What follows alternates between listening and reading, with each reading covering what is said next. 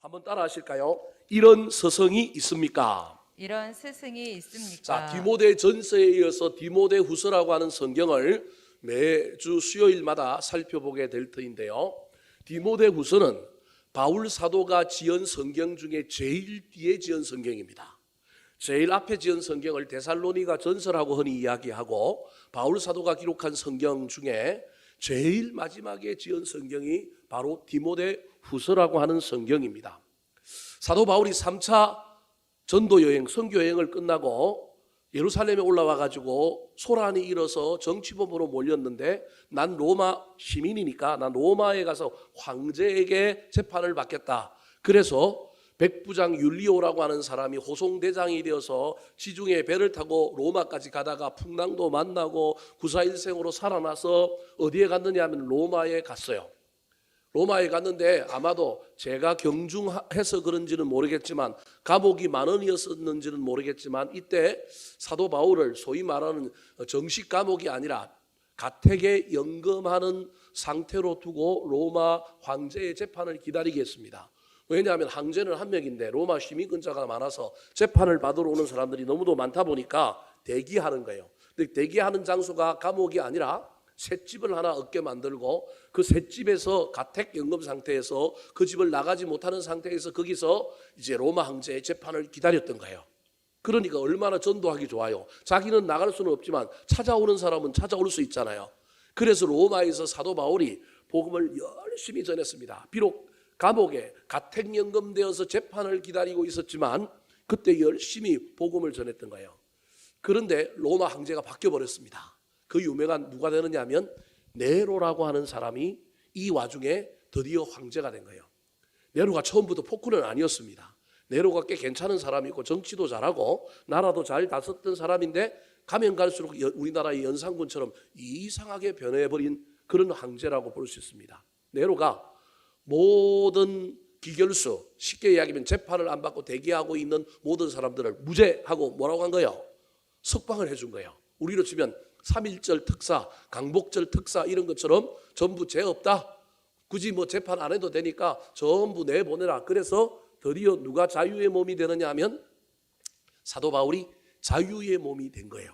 그 자유의 몸이 되어가지고 로마에서 복음을 몇 년 더 전하다가 이제 어디까지 복음을 전하려고 했느냐 하면, 소위 말하는 지중해 연안의 땅끝이 어디냐면 성경에 나오는 지명으로는 다시서, 오늘날 우리로 치면 어디냐면 스페인인 거예요. 그러니까 자기가 예루살렘에서 시작한 복음이 터키를 지나서 그리스와 로마까지 이제 복음이 왔으니 이제 자기 일생의 가장 큰 소망은 어디까지 가는 거예요? 스페인까지 가서, 지중해 연안의 가장 땅끝이 스페인이었기 때문에, 그게 사도행전 1장 8절에 나오는 너희가 성령을 받아서 권능을 받으면 온 유대와 예루살렘과 온 유대와 사마리아와 어디까지? 땅끝까지 이르러 정인이 되리라. 이 말씀을 붙들고 그가 땅끝이 어디로 가려고 했느냐 하면 스페인으로 가려고 소위 말하는 선교 자금을 모으고 준비를 하고 있었는데, 네로가 점차 변하기 시작하면서 로마가 폭군이 되면서 불을 질러놓고도 그 불을 누가 질렀다고 얘기한 거예요? 유대인들이, 예수 믿는 예수쟁이들이 질렀다 그러는 바람에 이 사도 바울이 4차 선교 여행을 출발하려다가 또다시 어디에 갇히게 되는 거예요? 복음 전하다가 감옥에 갇히게 된 거예요. 이때 이 감옥은 아까 이야기했던 첫 번째 투옥됐을 때하고 전혀 다른 정치범, 나라를 아주 선동하여 이상한 것으로 몰고 가는 정치범으로 몰려서 가장 깊은 감옥에 닫혀 있었고, 네로가 많은 사람들을 처형하고 죽이는 이런 와중에 사도 바울도 난 이대로 죽겠구나, 순교하겠구나라고 하는 생각을 점점 하고 있었을 때가 언제냐면 이 디모데 후서라고 하는 성경을 적을 때입니다. 그래서 이때 사도 바울은 많이 약해져 있고, 이때 사도 바울은 소위 말하는 자기가 감옥에 갇힘으로 말미암아 그동안 같이 사역을 했고 열심히 달려갔던 사람들 중에 소위 말하는 배신자도 나오고 떠나는 사람도 나오고, 복음의 가장 선두에 서고 달려가던 사도 바울이 로마 황제에 잡혀가지고 감옥에 갇히고, 이게 사형 언도를 받아서 조금 있으면 사형이 집행될 거라고 하는 소문이 들리기 시작하니까 그동안 따라다녔던 사람들 중에 뭐 하는 사람이 생기느냐 하면 도망가는 사람들도 생기고 있는 거예요. 이런 와중에 사도 바울이 믿을 사람은 누구밖에 없어요? 물론 여러 사람이 있지만 그중에 자기가 가장 아꼈던 디모데라고 하는 아들에게 에베소에서 여전히 목회하고 있는 이 아들에게, 이 목회자, 젊은 목회자에게 편지를 쓰고 있는 내용이 바로 디모데 후서입니다. 전서와는 분위기가 아주 달라요. 전서는 밝은 색깔이라고 한다면 후서는 회색에 가까운 색깔, 그리고 전서는 템포가 빠르고 막 이렇다고 한다면 후서는 우수에 젖어 있는 목소리로 뭔가 좀 비장하면서도 너릿너릿하게 말하고 있는 듯한 뉘앙스를 풍기고 있는 성경이 어떤 성경이냐면 디모데 후서라고 할 수 있습니다. 자, 그렇다면 편지를 썼다고 한다면 편지에는 쓰는 목적이 있잖아요. 뭐 내용을 가지고 있잖아요. 그 내용이 크게 세 가지로 이야기할 수 있는데, 첫 번째가 디모데도 오랫동안 어디에서 사역을 했냐면 에베소에서 사역을 하고 있는 바람에 매너리즘에 빠질 가능성이 있는 사람이 누구냐면 디모데인 거예요. 왜냐하면 디모데를 불러가지고 사도 바울이 함께 어디로 가야 되느냐 하면 스페인으로 가야 되는데 도중에 데리고 오려고 하다가 아이고 뭐 내가 갈 때 불러서 가면 되지, 이런 마음으로 두고 있다 보니 스페인으로 복음 전하러 가는 게 늦어지다 보니 이 디모데도 저 더 많은 세월을 어디에서 보내고 있느냐 하면 에베소에서 보내고 있는 거예요. 그런 와중에 미래가 정확하게 결정이 된 게 아니라 자꾸 합류해야 되고, 그런데 남아있는 상황 가운데 있으니 일을 제대로 못하는 가운데 이 디모데도 뭐에 빠졌느냐 하면 매너리즘에 빠져가지고 옛날 같은 열정, 열심이 없는 것을 누가 알고 있느냐 하면 사도 바울이 아는 거예요. 그래서 그 매너리즘을 극복하라는 거예요. 그 유명한 이야기가 이제 나중에 배웠지만 디모데에서 2장 14절 말씀, 제가 가장 좋아하는 말씀이요, 저의 목회의 말씀으로 붙들고 있는 말씀. 네가 진리의 말씀을 옳게 분별하며 부끄러울 것이 없는 일꾼으로 인정된 자로 자신을 하나님께 드리라. 이게 사도 바울이 디모데에게 하고 있는 편지의 첫 번째 주제인 거예요. 너 무너지면 안 돼? 너 매너리즘에 빠지면 안 돼? 너 다 됐다고 착각하면 안 돼? 너 자신을 더 하나님께 드려. 더 열심으로 말씀을 연구해. 너 에베소 교회 많은 교회 일꾼들에게, 사람들에게 인정받는 뭐가 돼? 일꾼이 돼. 이 얘기를 하려고 디모데후서를 쓰고 있는 거예요. 또 다른 하나는 이미 네로가 폭군이 되어서 많은 그리스도인들을 죽이고 있는 피바람이 어디에 불고 있느냐 하면 로마에 불고 있는데, 사도 바울이 딱 보니까 이 피바람은 로마에서 끝날 피바람이 아니라 어디까지 갈 것 같아요? 이 로마가 지배하고 있는 모든 나라로 이 피바람이 건너갈 것 같은 거예요. 그럼 다르게 얘기하면 이 디모데가 있는 터키, 에베소에도 이 피바람이 뭐 할 것 같은 거예요? 불 것 같은 거예요.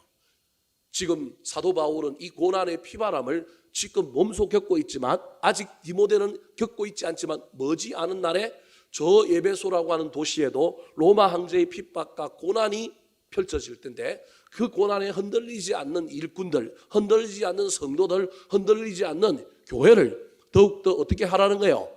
든든하게 세워라. 그 얘기를 하려고 그러는 거예요.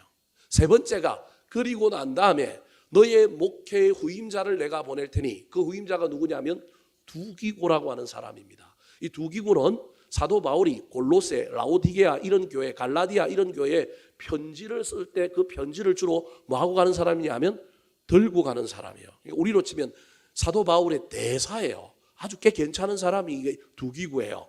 제가 보기엔 디모데, 디도, 두기고 이런 사람들이 사도 바울의 아주 충직한 일꾼이 있던 것 같아요. 그래서 이 처음에 스페인으로 선교 여행을 갈 때 데리고 가려고 했던 이 디모데를 두고 있다가 기회를 놓친 바람에 이제 감옥에 갇혀 있는 약해진 이 사도 바울이 두기고에게 에베소 교회를 맡기고, 그래도 자기랑 가장 친하고 자기 마음을 알아주는 이 디모데를 자기가 있는 어디로 오라고 그러는 거예요?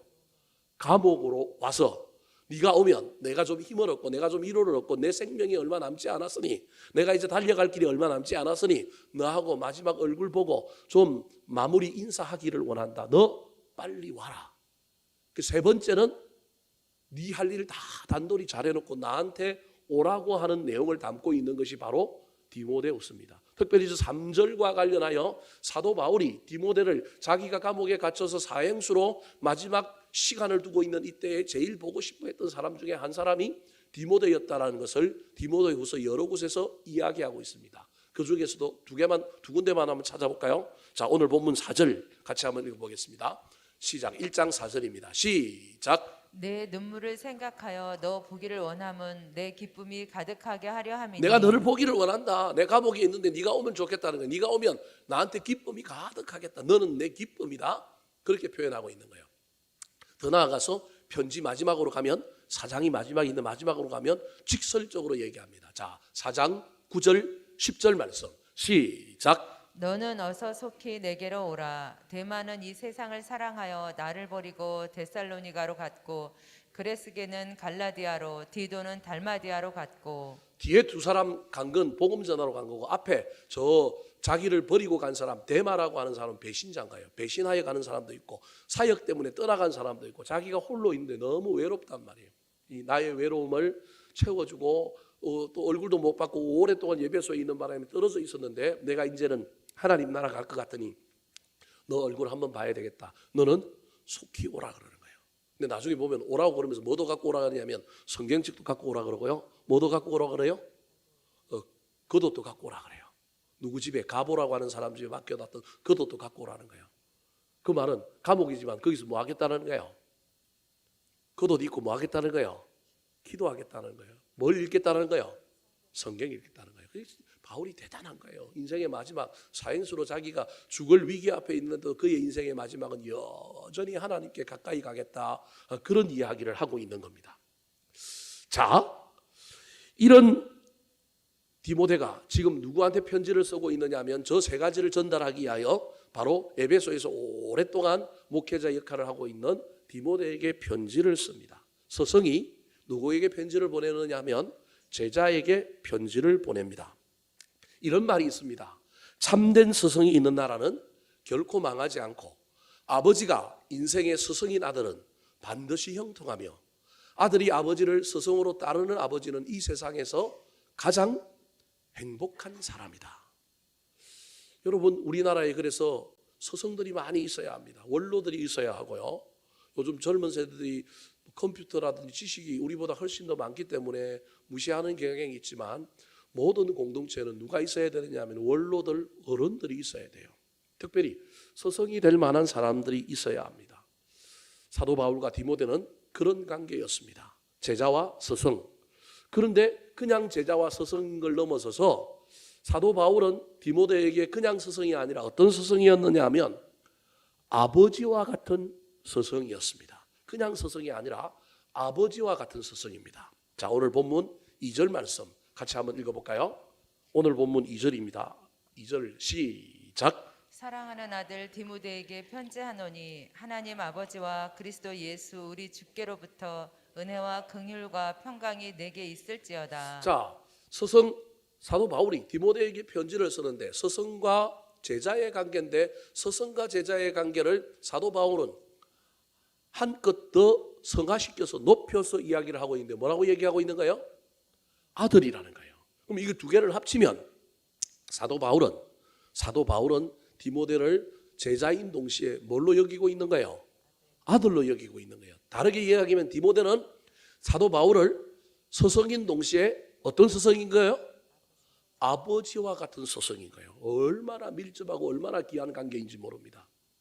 고린도전서 4장 15절에 세상에 이런 관계는 많지 않다고 이야기합니다. 같이 한번 읽어볼까요? 시작. 그리스도 안에서 일만 스승이 있으되 아버지는 많지 아니하니 그리스도 예수 안에서 내가 복음으로써 너희를 낳았습니다. 스승과 제자 관계는 많지만 스승과 제자이면서 동시에 아버지와 아들과 같은 관계 속에 있는 스승과 제자, 즉 스승은 아버지와 같은 스승이요, 제자는 아들과 같은 제자인 관계.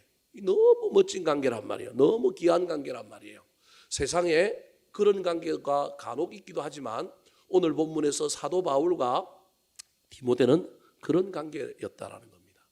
우리 교회 안에 이런 아버지와 같은 스승들이 많았으면 좋겠고 아들과 같은 제자들을 많이 둘 수 있었으면 좋겠습니다. 특별히 여러분의 가정에서 부모와 자식들 관계가 이런 관계였으면 좋겠습니다.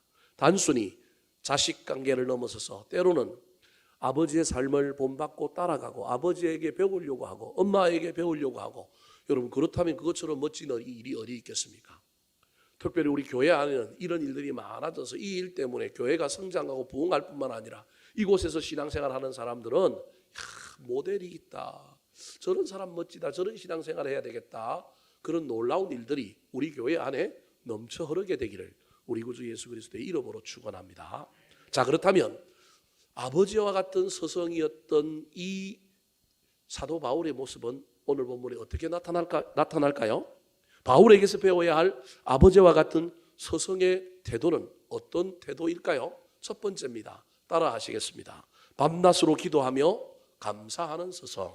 밤낮으로 기도하며 감사하는 스승. 자, 아버지와 같은 서성의 첫 번째 특징이 뭐냐 하면, 서성은 가르치는 사람인데, 가르치는 사람은 뭘 주는 사람이면 정보를 주는 사람이지만, 서성에 플러스 아버지가 붙으면 그 아버지는 반드시 가르침을 넘어서서 뭐도 해야 한다고요? 기도하는 거예요. 아버지는 기도하는 아버지예요. 엄마는 기도하는 엄마라니까요. 그래서 서성은 가르치고 정보를 주는 거지만 아버지는 가르치고 정보를 주는 걸 넘어서서 뭐까지 해야 된다고요? 기도까지 하는 사람이 아버지와 같은 서성이라는 거예요. 3절 말씀 같이 한번 읽어볼까요? 3절입니다. 시작. 내가 밤낮 간구하는 가운데 쉬지 않고 너를 생각하여 청결한 양심으로 조상적부터 섬겨오는 하나님께 감사하고. 자, 밤낮 간구한답니다. 사도 바울이 디모데를 위하여 밤낮 간구하는 거예요. 서성이 가르쳤는데 제대로 못하면 질책하면 되고, 그죠? 잘했으면 칭찬해주면 되는데 아버지이기 때문에 사도 바울은 디모데에게 서성을 넘어서서 아버지이기 때문에, 아버지는 아들을 위하여, 부모는 자식을 위하여 뭐 하는 사람이에요? 기도하는 사람인 거예요. 그래서 밤낮 뭐 한다고요? 간구하고 기도하고 있다. 쉬지 않고 너를 뭐 한다고요? 생각한다. 그렇게 말하고 있는 것입니다. 여러분, 부모는 자식을 끝까지 책임지는 사람입니다. 뭐 효도해라 해도 효도 안 해도 자식의 남은 날 동안에 부모 살았을 때 부모는 늘 자식을 위하여 끝까지 책임지는 사람입니다. 서성은 이끌어주기도 하고, 서성은 잘 제자들에게 잘 대해주고 문을 열어주는 사람이 서성이기도 하지만, 서성은 제자를 끝까지 책임질 수 없습니다. 왜냐하면 서성은 또 다른 관계의 영역에서 수많은 제자들이 있고 또 수많은 관계 속에서 자기의 역할이 있기 때문에 서성의 본질은 뭐 하는 거냐면 잘 가르치는 것이 서성의 본질입니다. 그러나 부모는 가르치는 것이 아니라 부모는 뭐 하는 거냐면 책임지는 겁니다. 책임을 넘어서서 부모는 자식들이 내가 걸어온 길보다 나보다 더 잘 되기를 바라면서 늘 이 자식들을 위하여 하나님께 기도하는 거예요. 왜냐하면 서성은 가르침을 줬지만 나는 가르침은 준 게 없으니, 삶으로밖에 모범을 보일 수밖에 없으니 내가 가지고 있는 신앙의 영역에서 하나님 아버지께 우리 자식들 잘 되라고 유일하게 할 수 있는 그 부모의 역할이 뭐밖에 없는 거예요? 기도밖에 없는 거예요. 제일 잘할 수 있는 게 기도고 제일 귀한 게 기도이기 때문에 기도하는 거예요. 그러므로 여러분 잘 기억하십시오. 부모가 됐는데 자식을 위하여 기도를 별로 안 해봤고 기도하는 양이 적다. 여러분 고민하셔야 됩니다.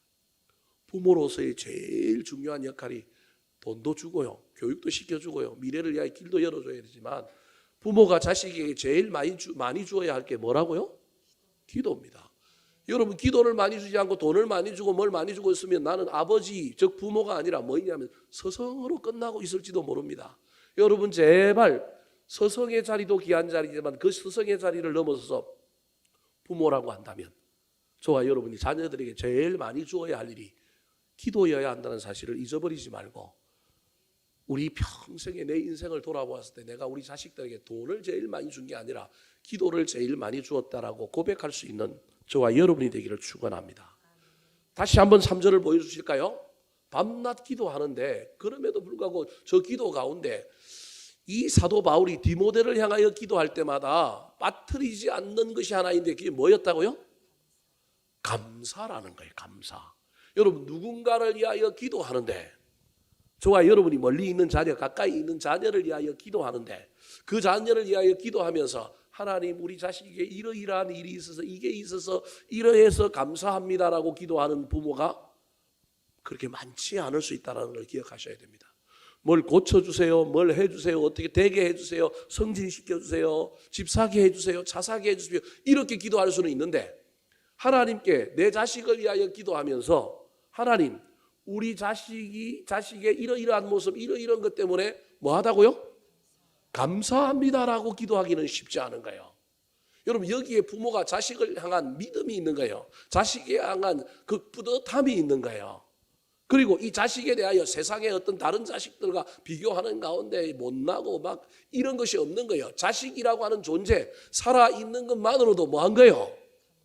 감사한 거예요. 이게 부모예요. 근데 오늘날 현대 부모들이 자본주의 시대에 저와 여러분이 가치관이 변하고 나니까 자꾸 비교하는 거예요. 우리 아들이 딴 애보다 높이 올라가야 되고 더 큰 집에 살아야 되고 뭘 더 해야만이 자꾸 감사한 거예요. 오늘 본문의 사도 바울은 자기의 영적인 아들이자 제자인 이 디모데를 위하여 밤낮으로 간구하고 기도하는데 그 기도 중에 빠뜨리지 않는 기도 중에 하나가 무슨 기도라고요? 감사 기도인 거예요. 내 아들이 되게 해주셔서 감사합니다. 이건 거예요. 저와 여러분이 우리 자녀들을 향하여 기도할 때 저런 아들을 나한테 주셔서 감사합니다. 때로는 좀 속을 썩이더라도 그래도 나한테 저 아들이 있어서 감사합니다. 이렇게 기도해야 되는데 우리는 이런 기도보다는 뭔 기도를 더 많이 하느냐면 뭘 고쳐주고요, 뭐 잘되게 해주고 뭐 이런 기도를 훨씬 더 많이 하는 거예요. 사도 바울에게 배워야 할 기도가 저와 여러분이 감사한 거예요. 존재만으로 내 아들이 된 것만으로 지금 저렇게 예배소에서 목회하고 있는 것만으로도 뭐 하다고요? 감사한 거예요. 3절 이후로 가면 그 감사의 내용이 뭐냐 하면 여러분 감사가 사도 바울이 디모데에 대하여 감사하고 있는 것은 뭘 감사하고 있느냐 하면 사람에 대하여 감사하고 있다는 거예요. 그 사람의 그 어떠한 무엇을 어떻게 되고 더해달라고 고쳐달라고 이루어달라고 감사하는 게 아니라 그 존재 자체 그 사람 자체에 대하여 뭐 하고 있느냐 하면 감사하는 거예요. 더 나아가서 그 사람 자체에 대해서 감사하면서 굳이 그 감사의 이유를 찾는다고 한다면 무엇 때문에 감사한다고요? 잘 읽어보세요. 오늘 본문 4절, 5절, 6절을 딱 읽어보면 디모데에게 뭐가 있었어요? 믿음이 있었어. 부모 잘 만났어. 할머니 잘 만나고 엄마 잘 만나서 그 믿음을 잘 유산으로 물려받았는데 그 믿음 잃어버리지 않고 지금도 그 믿음 잘 간직하고 있고 그 믿음으로 목회하고 있어서 하나님께 디모데를 향하여 감사하고 있는 이유가 우리하고는 전혀 다르다니까요.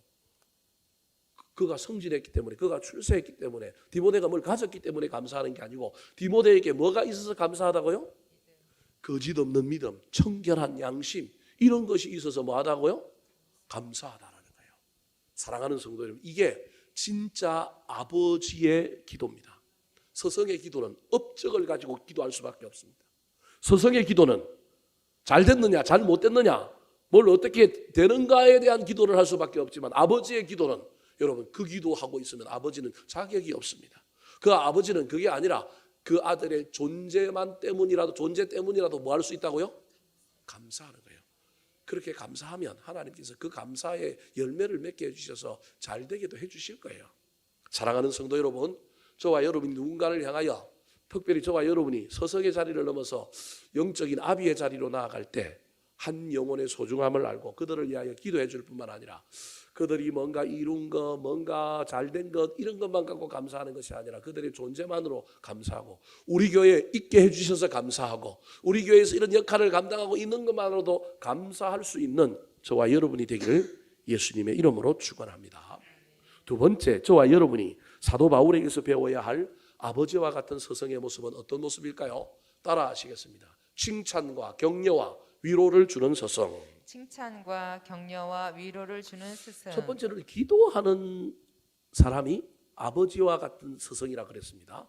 서성은 가르침을 주는 건데 아버지와 같은 서성은 가르침을 넘어서 뭐 하느냐 하면 기도하는 사람이라는 거예요. 근데 그 기도가 우리하고 달리 거기에 뭐가 있었느냐 하면 존재에 대한 감사가 있었다는 거예요. 두 번째가 뭐냐 하면 칭찬과 격려와 위로를 주는 서성이 아버지인 거예요. 아버지와 같은 서성인 거예요. 일반적인 서성도 이걸 할 수 있지만 대체로 서성은 여러분 성과라든지 가르침이라든지 지식이라든지 정보를 주는 사람이기 때문에 뭘 하더라도 그런 정보, 출세의 자리, 좋은 자리 이런 것과 관련된 일을 하는 것이 서성이지만 아버지는 자기 자식과 같은 제자지만 자식 같은 그 아들의 마음과 영혼과 그 내면을 잘 다듬어서 뭐 해주는 사람이냐 하면 칭찬하고 격려하고 위로해주는 사람이 스승의 자리를 넘어서서 아버지와 같은 스승이라는 거예요. 이게 왜 중요하냐 하면 여러분 보십시오. 지금 사도 바울이 어디에 갇혀 있어요? 로마의 감옥에 갇혀 있어요. 옛날에는 지상에 있는 셋집에, 세를 얻은 집에 가택연금되어 있는데 지금은 어디에 있냐면 정치범으로 우리로 치면 수용소 맨 밑바닥 아주 깊은 감옥에 갇혀 있어요. 사도 바울이 감옥에 갇혀니 추우니까 나중에 디모데 보고 겉옷도 좀 가죽 겉옷을 갖고 오라 그러는 거예요. 그럼 여기서 저와 여러분이 생각을 해봐야 됩니다. 초대교회 물론 다른 베드로라든지 다른 사도도 있었지만 사도 바울이 지중해를 따라서 수많은 복음을 전하며 전도하고 다니는데 이 사도 바울이 감옥에 갇혀버린 거예요. 감옥에 갇혔는데 사형 언도까지 받아서 이제 사형 집행될 날만 뭐 하고 있느냐면 기다리고 있는 거예요.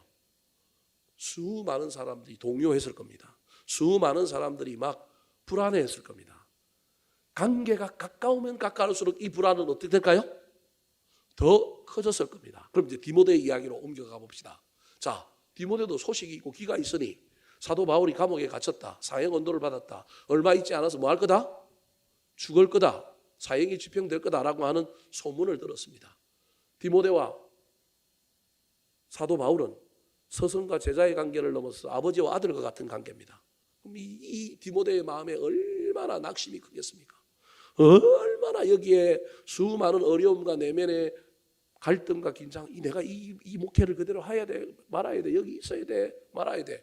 수많은 근심, 걱정, 염려가 이 디모데에게 있었을 것 같지 않습니까? 그런데 여러분, 늘 사도 바울은 감옥에 있으면서 어디에 있는 사람을 위로해요? 감옥 바깥에 있는 사람을 위로하는 사람이 사도 바울이란 말이에요. 제가 말을 거꾸로 했군요. 사도 바울은 늘 감옥에 있으면서도 누굴 위로하는 사람이라고요? 감옥 바깥에 있는 사람을 위로하는 사람이 이게 대단한 영성인 거예요. 이게 대단한 신앙인 거예요. 보통 우리는 잘된 사람이 좀 힘들하고 어려운 사람을 위로한다고 생각하는데 성경은 더 힘든 상황 가운데 있는 사람이 누굴 위로하느냐 하면 나보다 덜 힘든 사람을 뭐하고 있느냐 하면 위로하고 격려하고 칭찬하는 그게 사도 바울의 이야기인 거예요. 4절 말씀 같이 한번 읽어볼까요? 감옥 안에서 디모데에게 불안에 떨고 있고 염려에 떨고 있는 이 디모데에게 편지를 보내면서 하는 이야기입니다. 내가 너를 위하여 밤낮 기도했다. 내가 너 때문에 감사했다. 그러고 난 다음에 뭐라고 얘기할까요? 4절 말씀 시작. 내 눈물을 생각하여 너 보기를 원함은 내 기쁨이 가득하게 하려 함이니. 자, 저기 나눠서 좀 볼까요? 내 눈물을 생각하며 저 눈물은 디모데의 눈물입니다. 그러니까 사도 바울이 지금 디모데의 눈물을 안다라는 거예요. 디모데가 흘린 눈물, 디모데가 흘리고 있는 눈물을 안다는 거예요. 저 눈물의 의미가 시기적으로는 나누어서 저와 여러분이 이해를 해볼 필요가 있어요. 내 눈물을 안다, 생각한다라고 하는 이 이야기 속에 저 눈물은 첫 번째 어떤 눈물일 가능성이 있느냐 하면 아들과 같은 디모데가 사도 바울에게 명령을 받아서 초창기에 어린 목회자로서 어디로 떠나느냐 하면 예배소로 떠날 때 사도 바울 앞에서 뭘 흘리고 간 거예요? 눈물을 흘리고 간 거예요. 첫 번째는 저 눈물이 그 눈물일 수 있어요. 두 번째, 그렇게 부임하여 예배소에서 목회자로 살아가는데 이 목회자 일이 쉽지가 않은 거예요. 그래서 밤마다 하나님 앞에서 눈물로 뭐 한 거예요? 기도한 거예요.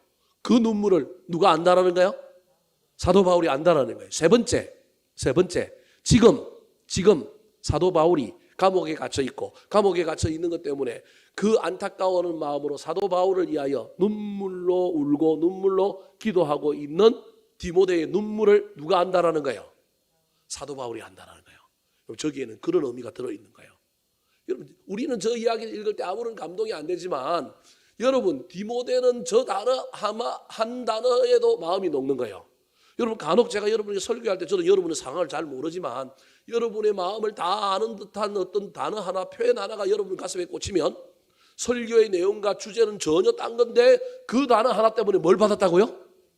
은혜를 받았다는 사람이 있어요. 간혹 이야기를 해보면 내 설교의 방향과 주제와 강조점은 이거였는데 그것 때문에 은혜를 받은 게 아니라 단어 하나 때문에 뭘 받았다고요? 은혜를 받았대요. 오늘 설교 좋았대요. 저는 머리를 걸쩍걸쩍 나는 그걸 강조한 게 아니고 그건 그냥 우연히 나간 말인데 참 이게 하나님의 말씀이 참 신비해요. 저는 우연히 한 말인데 그게 은혜를 끼치고 쇠빠지게 연구해가지고 막 이게 마음속에 들어가고 이게 열매를 맺고 이게 씨앗이 돼야 되는데 하고 한 말은 또 가슴에 떨어지지 않고 어디로 가버린지 없고, 이게 참 신기해요. 제가 보기엔 저 눈물이라고 하는 편지 속에 있는 단어를 딱 듣는 순간 제가 보기엔 디모데는 또 뭘 흘렸을 가능성이 있어요? 눈물을 흘렸을 가능성이 있어요. 내 눈물을 생각하여. 세 번째 의미가 훨씬 더 저 안에 있을 수 있는 거예요. 네 눈물을 생각해. 네가 내가 감옥에 갇혔다고 안타까워하고 나를 위하여 흘릴 그 눈물을 내가 생각하여 너 보기를 뭐 한다고요?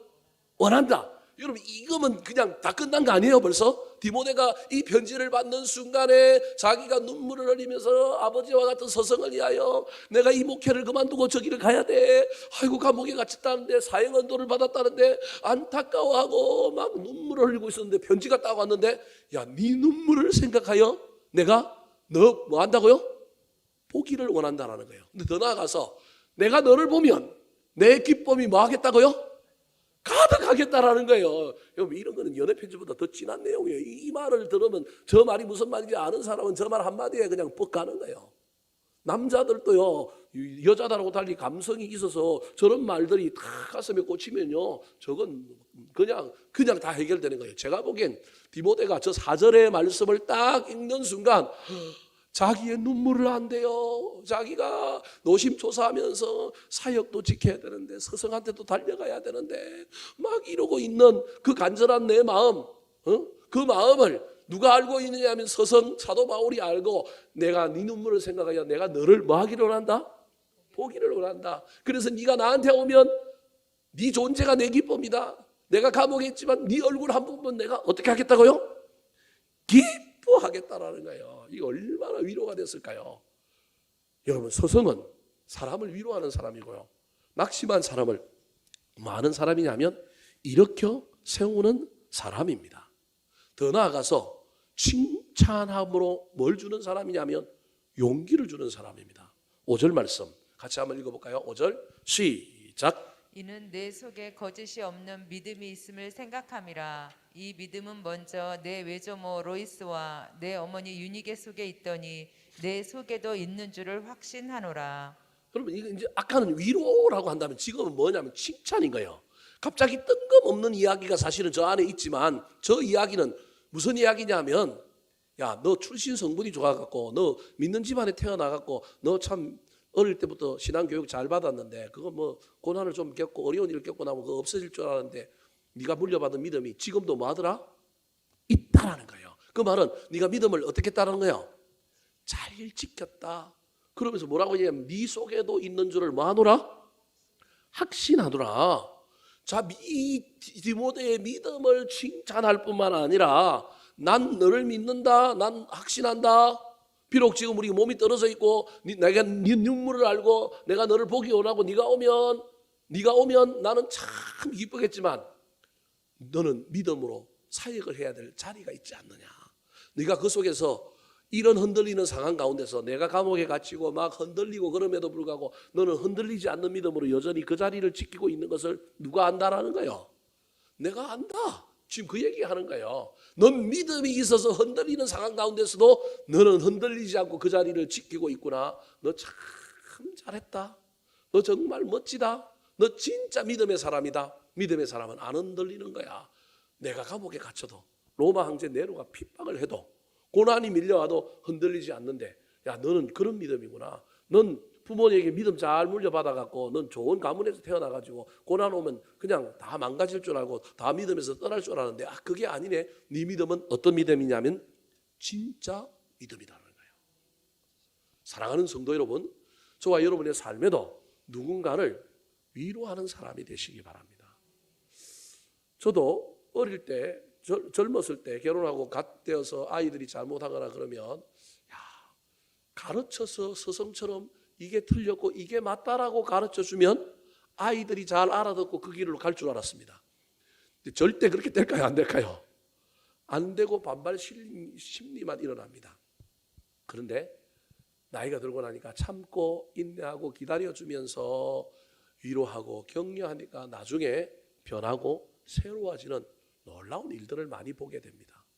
여러분, 서성이 되어서 잔소리나 또는 옳은 말을 옳게 함으로 사람을 바꾸려고 하지 말고 여러분, 위로하고 격려함으로 사람을 바꾸시기 바랍니다. 칭찬하고 믿어줌으로 말미암아 사람을 바꾸는 사람이 서성의 리더십을 넘어서 아버지의 리더십을 가진 사람이 된다는 것을 기억하여 저도 그 부분에서 연약하지만 노력할 테니 여러분들 관계의 영역에서 많은 사람들을 향하여 할 수만 있다면 위로하고 격려하고 칭찬하고 그 사람들을 잘 믿어주고 세워줄 줄 아는 아름다운 리더십의 주인공들이 되기를 예수님의 이름으로 축원합니다. 마지막으로 저와 여러분이 사도 바울에게서 배워야 할 아버지와 같은 서성의 모습은 어떤 모습일까요? 따라하시겠습니다. 다시 불을 붙여 도전케 하는 서성. 다시 불을 붙여 도전케 하는 스승. 서성은 또는 아버지는 아들의 내면의 상태를 잘 진단하고 현재가 어떤 상태인지를 알아야 합니다. 사도 바울이 디모데에게 편지를 쓰면서 디모데가 지금 어떤 위치에 처해 있는지를 안 거예요. 자기가 감옥에 갇혀 있고 디모데는 합류하여 스페인을 가려고 했는데 못 가고 거기 앉아 있는 그 상태에서 매너리즘에도 빠져 있을 뿐만 아니라 자기가 감옥에 갇혔다는 소문을 듣고 난 다음에 이 디모데가 얼마나 낙심하고 얼마나 좌절해 있을까. 그러면서 이 사도 바울이 디모데의 영혼에 성령의 불이, 열정의 불이 꺼져가고 있다는 것을 알았습니다. 그래서 위로하고 격려하고 칭찬하고 막 용기를 내주고, 여러분 기도도 해줘야 되지만 반드시 서성은 뭐 하는 사람이냐면 힘을 주고 능력을 주고 다시 일으켜 세워주는 사람이 아버지와 같은 서성이어야 하는 거예요. 영적 진단이 끝난 이 사도 바울이 디모데를 향하여 너에게 은사가 사라져가고 있다, 성령의 불이 꺼져가고 있다, 사역에 대한 열정이 꺼져가고 있다. 그러면서 내가 멀리 떨어져 있지만 옛날에 너를 안수하여 목회자로 세웠던 것처럼 지금도 내가 멀리 떨어져 있지만 너한테 안수하게 할 테니 이 안수, 편지로 하는 안수지만 이 안수가 능력이 있어서 네 삶에 다시금 은사들이 불일 듯 일어났으면 좋겠다라는 거예요. 자, 6절 말씀 같이 한번 읽어볼까요? 시작. 그러므로 내가 나의 안수함으로 내 속에 있는 하나님의 은사를 다시 부릴 듯 하게 하기 위하여 너로 생각하게 하노니. 그러므로 내가 나의 안수함으로 내 속에 있는 하나님의 은사, 이건 초창기에 디모데가 목회자로 안수받을 때의 얘기입니다. 내가 너한테 안수하여 목회자를 세울 때 네 속에 하나님이 귀한 은사가 있다라는 걸 내가 알았다라는 거예요. 제가 보기엔 디모데에 있었던 은사 중에 제일 중요한 은사는 말씀의 은사입니다. 말씀을 잘 가르치는. 왜냐하면 디모데전서에 보면, 디모데후서에 보면 성경은 뭐 이런 얘기들이 나오잖아요. 그래서 말씀의 은사거든요. 여하튼 구체적으로 어떤 은사인지 성경에 명확하게 밝히고 있지 않지만 디모데에게 뭐가 있냐면 잘하는 은사가 있었단 말이에요. 근데 지금 그 은사가 불이 뭐 하고 있는 거예요? 꺼져가고 있는 거예요. 매너리즘에 빠져서 너무 오랫동안 그 자리에 있다 보니 그 자리에 있어도 계속 롱런하고 너 앞으로 계속 평생 너 에베소 교회 다닙니다 이랬으면 그 불을 안 꺼뜨리고 갔을 텐데, 야 스페인으로 나랑 같이 복음 전하러 가자 그랬다가 야 조금 기다려봐 뭐 이런 일들이 계속 지내다 보니까 어중중한 상태에서 자기가 막 힘을 내어 어디로 가야 될지를 모르는 상태에 있다 보니 자기에게 있는 은사가 점점 사라져가고 있는 상태였다는 거예요. 이걸 디모데 자신은 모르는데 누가 아느냐 하면 사도 바울이 감옥에 있으면서 딱 아는 거예요. 그러면서 칭찬하고 격려하고 위로할 뿐만 아니라 그를 위하여 기도해 줄 뿐만 아니라 이번에는 도전하는 거예요. 도전하는 일을 통하여 보이지 않는 능력을 제자에게 뭐하고 있느냐 하면 불어넣고 있는 사람이 누구냐 하면 사도 바울인 거예요. 그러면서 네가 잘하는 일, 너한테 있는 은사, 네가 제일 잘하는 일, 내가 보니 그 불이 꺼져가고 있는데 다시 불일 듯하게 하기 위하여 너로 뭐하게 하노니?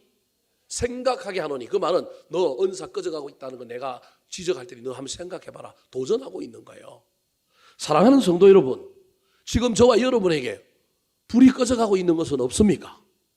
열정의 불, 열심의 불, 직분의 불, 저와 여러분의 기도의 불, 성령의 불, 여러 가지 불들이 꺼져가고 있지는 않습니까? 누군가가 불이 꺼져가고 있는 사람이 옆에 있다면 저와 여러분은 그 불을 여러분 다시 이렇게 세우는 사람들이 되었으면 좋겠습니다.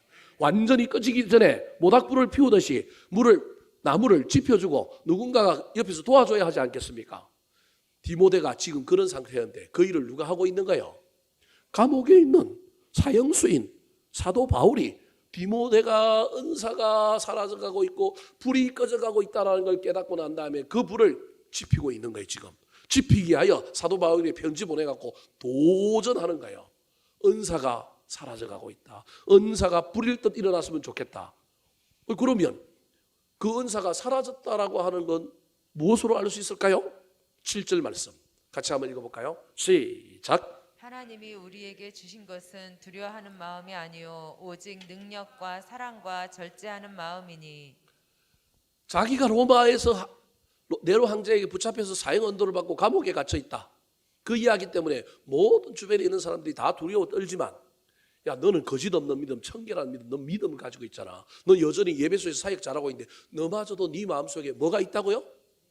두려움이 있다. 두려움이 있는 이유는 뭐냐면 네가 너에게 하나님이 주셨던 귀한 은사가 있는데 뭔지는 알 수 없지만 그 은사가 사라져가고 있고 그 은사의 불이 꺼져가고 있기 때문에 그 은사의 불이 꺼져가고 사라지는과 동시에 네 마음속에는 믿음의 불이 활활 타올라야 되는데 뭐가 지금 들어와 있다고요?